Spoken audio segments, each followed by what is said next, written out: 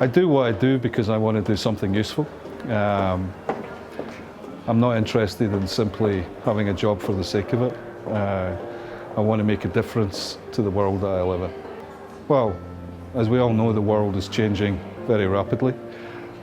So what we're aiming to do here is prepare people for a world that's changing all the time.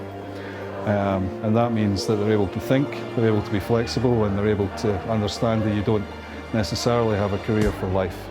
I think the thing that gives everybody hope is, the generations that come after you. I have 2 young children, and what I see in them is that they're a much higher stage of development than I was when I was a child. And working in the university, you get them a little bit older, but you get the chance to help them decide what they want to do, who they can be. That's what gives me hope. It's all about people. I've lived in Kazakhstan for 14 years. All of that time I worked in higher education, and I've worked with thousands of young people.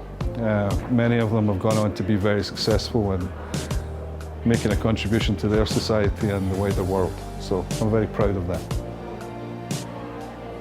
I think what surprises me most is the openness of people. The culture of Kazakhstan is to be interested in other places and in other people. I'm surprised at how tolerant Kazakh people are compared to the way things are going in other places in the world. And that makes it a good place to be. I think we want to make Narxoz a name that's recognised in higher education around the world.